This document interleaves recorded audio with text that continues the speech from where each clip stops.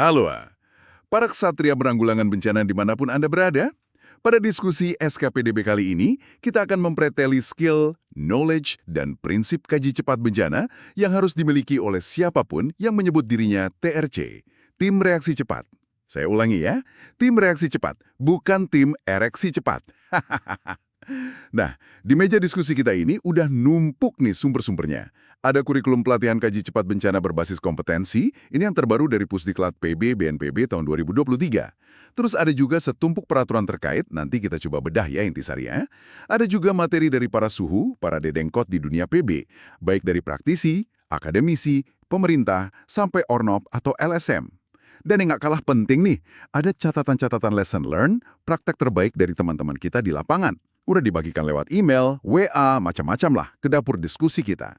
Tapi, sebelum kita gali lebih dalam nih materi-materi keren ini, izinkan kami sapa dan ucapkan terima kasih dulu ya. Pertama, buat tim penyusun kurikulum kaji cepat bencana. Ada Om Aryo Lomban, Bro Jajat Sudrajat, Bro Roswanto, dan Sis Nur Hasanah. Semoga Bapak dan Ibu sehat selalu, terus berkarya dan berbagi ilmu kebencanaan buat kita semua. Terus, yang terakhir tapi jelas bukan yang paling akhir pentingnya hehe. Terima kasih spesial buat Bapak Andrea Yuferizal, MSI MM. Beliau ini Direktur Dukungan Infrastruktur Darurat di BNPB, atau yang lebih sering kita panggil dengan sebutan akrab, Babeh Bontong. Terima kasih ya Beh, atas sharing ilmunya. Terutama jurus-jurus jitunya di lapangan itu, wah, jadi pedoman filosofis sekaligus panduan praktis banget buat kita-kita para responder TRC. Kata orang bijak kan, pengalaman itu guru terbaik. Nah, nggak heran kalau si Babeh ini kemampuannya di atas rata-rata. Pengalamannya malang melintang di dunia persilatan bencana ini katanya lebih dari 200 tahun. Hahaha. Pastinya membuahkan kematangan, kepekaan, kebijaksanaan yang luar biasa. Sampai rambutnya aja udah ninggalin dunia hitam, saking matangnya. Ampun, Beh. Oke deh, sekarang saatnya kita serius tapi santai masuk ke pembahasan utama. Skill, knowledge, dan prinsip kaji cepat bencana. Apa sih syarat minimal sampai syarat katakanlah ultimate-nya dalam pelaksanaan kaji cepat ini? Siap. Kita mulai dari dasarnya dulu kali ya. Boleh banget. Oke, jadi pertanyaan pertama nih. Kenapa sih kaji cepat ini kayak harga mati banget gitu pasca bencana? Kenapa harus gerak cepat, harus satset-satset? Emang kalau lelet atau amit-amit nih ya, salah info akibatnya apa sih? Pertanyaan bagus banget. Dan jawabannya, ya ini memang super krusial. Harga mati bisa dibilang begitu dalam konteks respon awal. Tujuan utama kaji cepat itu, kalau kita lihat di Juklak 3 tahun 2022 atau Perka BNPB yang lama nomor 9 tahun 2008, itu buat dapetin gambaran cepat. Gambaran soal apa? Soal situasi di lapangan, masalah utamanya apa, sama dampak bencananya gimana. Dari gambaran cepat itu, baru kita bisa langsung identifikasi. Kebutuhan paling mendesak. Misalnya, perlu nggak operasi SAR lanjutan? Perlu evakuasi segera? Kebutuhan dasar apa yang kritis? Pangan, air bersih, shelter, layanan kesehatan. Terus gimana perlindungan buat kelompok rentan? Anak-anak, lansia, ibu hamil, difabel. Nah, informasi awal ini yang jadi dasar buat ngambil keputusan-keputusan penting. Contohnya, menetapkan status darurat bencana atau nyusun rencana operasi awal. Itu vital banget. Makanya ada tenggat waktu emasnya. Kalau infonya meleset. Misalnya nih ya, laporan awal bilang butuhnya selimut tebel. Padahal orang lagi pada kelelep, butuh perahu karet karena banjir bandang gitu. Atau data jumlah pengungsi nggak akurat. Bantuan logistik, makanan misalnya, jadi salah hitung. Wah, bisa kacau balau kan. Bantuan jadi nggak tepat sasaran, sumber daya kebuang sia-sia, dan yang paling parah, orang yang benar-benar butuh pertolongan segera malah nggak ketolong atau telat ditolong. Pernah dengar cerita dari teman di lapangan, gara-gara data lokasi pengungsian nggak update, logistik awal malah nyasar ke desa sebelah. Kan fatal banget itu. Tepat sekali. Contoh barusan itu nunjukin banget kalau ini bukan cuma soal teknis atau logistik semata. Ini nyangkut prinsip kemanusiaan yang fundamental dan juga akuntabilitas kita sebagai responder. Kalau kita lihat Sphere Handbook, panduan global itu ya, selalu ditekankan bantuan itu harus tepat waktu, tepat sasaran, dan ini kuncinya, berdasarkan kebutuhan nyata. Kebutuhan yang sudah terkaji, bukan asumsi. Itu ada di standar inti 3 soal pengkajian sama standar inti 4 soal perancangan dan respons. Jadi kaji cepat yang akurat dan cepat itu bukan cuma formalitas prosedur, tapi bentuk tanggung jawab kita buat memenuhi hak dasar masyarakat terdampak. Mereka punya hak loh untuk dapat bantuan yang benar, yang sesuai sama kondisi mereka saat itu. Ingat cerita soal validasi kebutuhan air bersih yang telat itu? Yang katanya gara-gara itu angka diare balita naik. Nah, itu contoh nyata dampaknya kalau kaji cepat nggak pas. Bukan cuma angka di formulir. Oke. Jadi jelas banget ya urgensinya ini krusial, nggak main-main. Nah, ngomongin soal prosedur dan tanggung jawab. Ini semua ada aturan main resminya nggak sih? Ada payung hukumnya? Atau ini sekedar praktik baik aja yang dianjurkan? Biar kita di lapangan juga nggak asal gerak gitu, ada pegangannya lah. Tentu ada, dan kerangkanya cukup kokoh sebenarnya. Ini bukan cuma best practice, tapi memang diamanatkan oleh peraturan perundang-undangan kita. Mungkin biar nggak pusing lihat daftarnya yang panjang, kita coba kelompokkan ya, biar lebih gampang dicerna. Pertama, ada payung hukum utamanya. Ini induk dari semua aturan PB di Indonesia, yaitu Undang-Undang Nomor 24 Tahun 2007 tentang Penanggulangan Bencana. Di situ pasal 48 secara eksplisit nyebutin kalau kaji cepat itu bagian dari penyelenggaraan penanggulangan bencana pada saat tanggap darurat. Ini jadi dasar hukum utama. Kedua, ada aturan pelaksana yang lebih teknis, turunan dari UU tadi. Misalnya ada peraturan pemerintah nomor 21 tahun 2008 tentang penyelenggaraan PB. Di PP ini ditegaskan lagi kaji cepat itu harus cepat dan tepat. Nah, dari PP ini turun lagi jadi Peraturan Kepala BNPB atau Perka. Yang relevan buat kita itu misalnya Perka BNPB nomor 9 tahun 2008, ini tentang prosedur tetap atau protap tim reaksi cepat. Isinya banyak ngatur soal pelaksanaan kaji cepat oleh TRC. Ada juga Perka BNPB nomor 8 tahun 2011 tentang standarisasi data kebencanaan. Ini penting karena data hasil kaji cepat itu harus standar. Biar valid, bisa dibandingin, bisa diolah lebih lanjut. Oke, ada UU sebagai induk, PP sebagai penjabaran, terus Perka BNPB buat teknis TRC dan data ya. Terus apa lagi? Ketiga, ada kaitannya dengan peran pemerintah daerah dan standar pelayanan.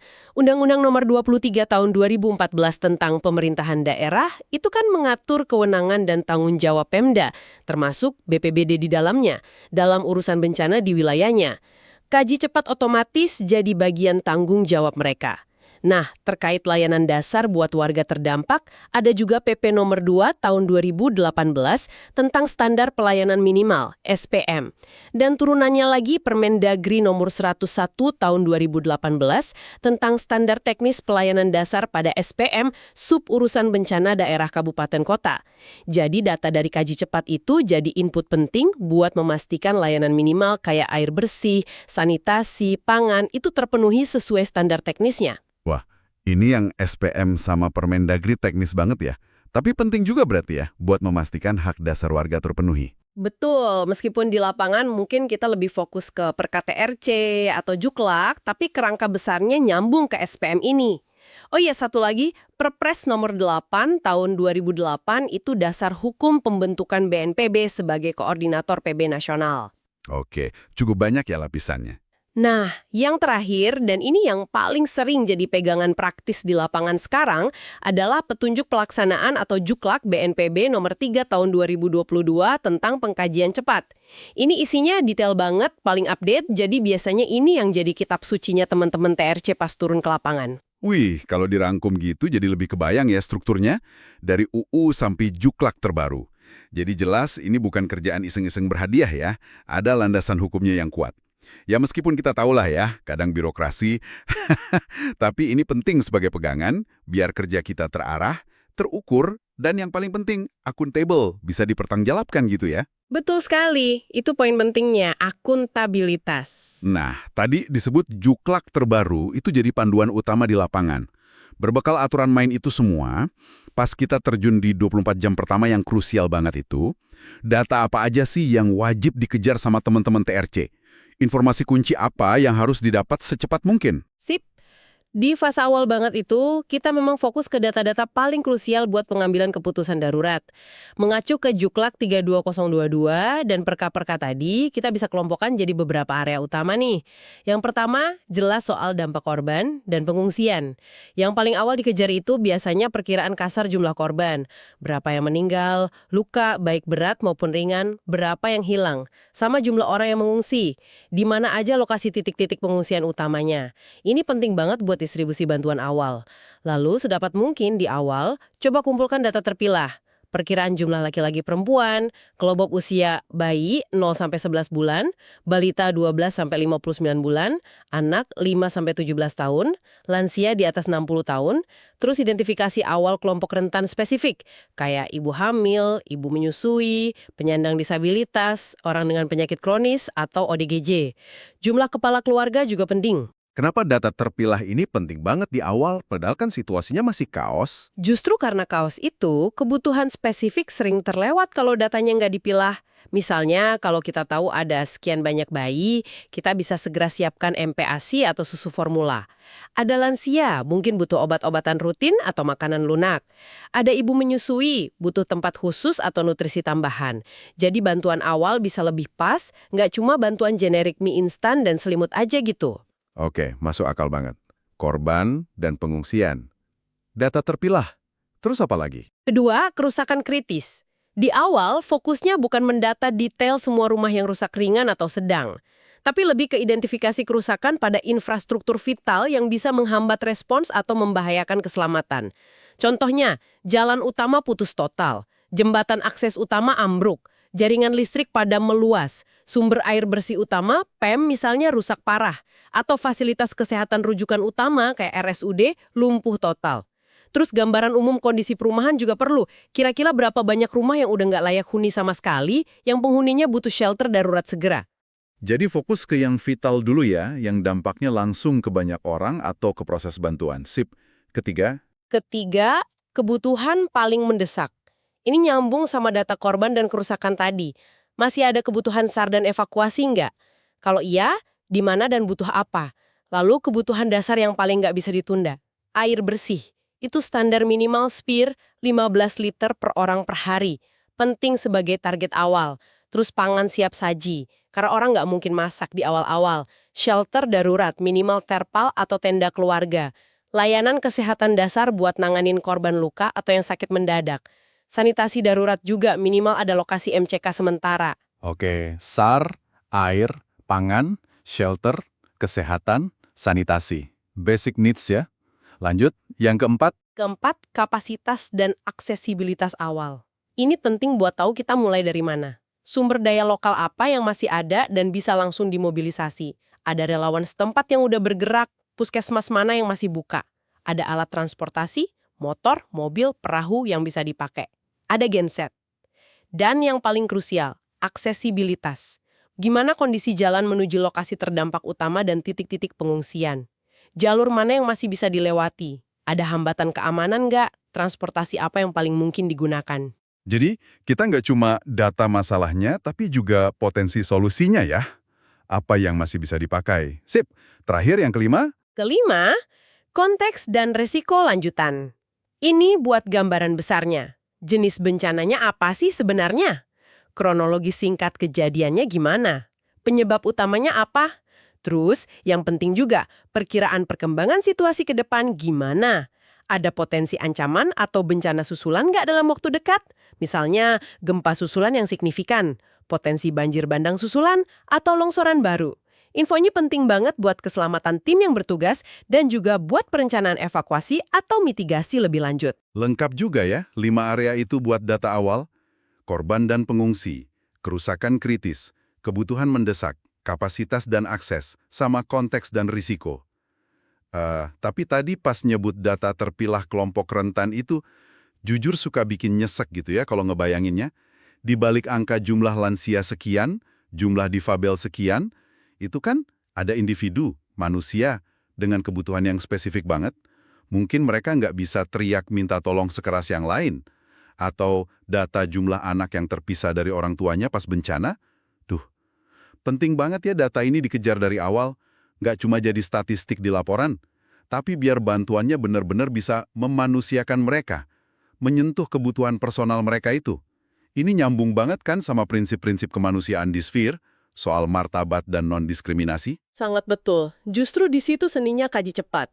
Bukan cuma ngisi formulir, tapi ada empati dan kepekaan dalam mengumpulkan data, terutama yang menyangkut kelompok rentan ini. Makanya, kualitas data dan pelaporan awal itu jadi penting banget. Prinsip utamanya, kalau merujuk Perka 8 2011 soal data, itu data harus akurat, sebisa mungkin sesuai fakta di lapangan, terus terkini atau up to date karena situasi berubah cepat, lengkap untuk kebutuhan saat itu, bisa dibandingkan antar waktu atau lokasi, dan pastinya relevan dengan tujuan pengambilan keputusan darurat. Gimana caranya dapetin data berkualitas di tengah kaos? Juklak 3 2022 menyarankan kombinasi metode. Pertama, observasi langsung, lihat sendiri kondisinya pakai mata kepala kita. Kedua, wawancara cepat, tanya narasumber kunci, aparat desa, tokoh masyarakat, relawan lokal, atau korban pengungsi yang bisa diajak bicara. Ketiga, cek data sekunder kalau ada. Laporan awal dari BPBD, instansi lain, atau media mungkin bisa jadi pembanding. Idealnya kita lakukan triangulasi, maksudnya cek silang informasi dari beberapa sumber. Jangan cuma percaya satu sumber aja, biar lebih valid datanya. Observasi, wawancara, data sekunder, terus triangulasi ya, biar nggak salah info.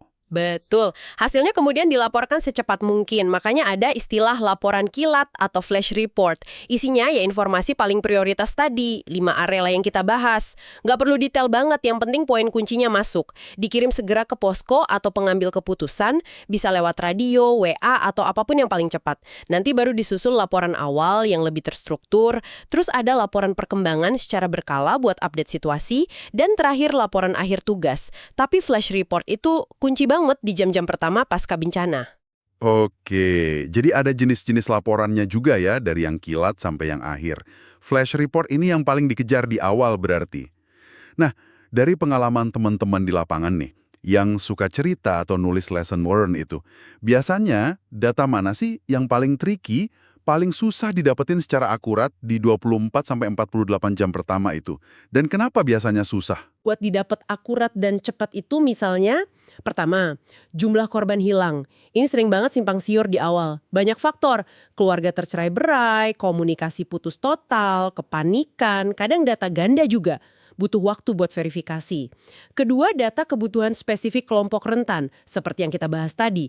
Ini butuh pendekatan yang lebih hati-hati, lebih personal, dan waktu lebih. Nggak bisa sekedar tanya data agregat umum. Harus observasi dan wawancara mendalam, kadang sulit dilakukan di tengah respons cepat. Ketiga, kadang data kerusakan rumah secara detail, rusak berat, sedang, ringan. Di awal mungkin baru bisa perkiraan kasar jumlah rumah terdampak atau yang nggak layak huni. Penilaian RBSR itu butuh asesmen teknis lebih lanjut, nggak bisa cuma dilihat sekilas. Tantangannya kenapa susah? Macam-macam. Akses ke lokasi yang masih sulit atau berbahaya, kondisi lapangan yang masih sangat kaos, jaringan komunikasi terbatas atau putus total, kondisi psikologis korban yang masih trauma berat sehingga sulit diajak bicara, kadang keterbatasan personal TRC juga.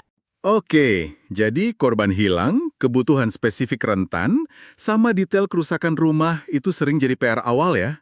Bisa dimaklumi sih, dengan kondisi lapangan yang kayak gitu. Oke deh, Ksatria Penanggulangan Bencana dimanapun Anda berada. Jadi makin jelas ya sekarang, kaji cepat itu ibarat jantungnya respons darurat bencana. Bukan sekedar ngumpulin data di atas kertas, tapi soal kecepatan dan ketepatan informasi demi nyawa manusia dan meringankan penderitaan sesama. Ada dasar hukumnya yang kokoh sebagai panduan kita, dari undang-undang sampai juklak terbaru. Dan fokus datanya jelas banget di awal. Korban, kerusakan vital, kebutuhan dasar mendesak, kapasitas yang ada, aksesibilitas, plus konteks, dan risiko lanjutannya. Semuanya demi satu tujuan mulia. Respons yang efektif, efisien, dan yang paling penting, tepat sasaran. Betul sekali. Dan mungkin sebagai penutup dari saya, penting untuk selalu kita ingat bersama, semua angka, semua formulir, semua prosedur, standar kayak Sphere Handbook, peraturan, juklak, itu semua hanyalah alat bantu, tools. Tujuan akhirnya bukan sekedar memenuhi target administrasi atau laporan yang bagus, bukan itu. Tapi untuk memastikan bahwa setiap bantuan yang kita salurkan, setiap upaya yang kita kerahkan di lapangan, itu benar-benar menjawab kebutuhan nyata saudara-saudara kita yang sedang terdampak bencana. Kita melakukannya dengan cepat, tentu. Tepat sasaran, pasti. Tapi yang terpenting, kita melakukannya dengan cara yang senantiasa menghormati dan menjaga martabat mereka sebagai manusia di tengah situasi yang mungkin paling sulit dalam hidup mereka. Itu ruhnya kemanusiaan, ruhnya piagam kemanusiaan yang juga diusung oleh Sphere. Bukan cuma teknis, tapi juga hati. Mantap banget penutupnya. Teknisnya dapat, hatinya juga harus dapat ya. Nah, kita udah kupas tuntas nih soal skill teknis pengumpulan data kaji cepat, pengetahuan atau knowledge tentang aturan main dan dasar hukumnya, sampai ke prinsip-prinsip dasarnya tadi. Tapi, sebagai penutup dari diskusi kita kali ini, ada satu pertanyaan reflektif nih buat Anda para kesatria renungkan sendiri di rumah atau di posko masing-masing. Di tengah semua tuntutan kecepatan, kelengkapan data formal, checklist formulir yang harus diisi itu, gimana caranya kita sebagai responder bisa benar-benar mendengar suara hati mereka, memahami kebutuhan terdalam para korban yang mungkin gak tertulis di kolom formulir manapun? Apakah skill empati, kepekaan membaca situasi nonverbal, kemampuan membangun hubungan percaya dalam waktu yang sangat singkat di tengah kekacauan itu, sama pentingnya atau bahkan mungkin lebih krusial dibandingkan skill teknis kita mengisi formulir dan mengumpulkan angka-angka di lapangan? Coba deh direnungin sambil ngopi atau ngetes sore ini.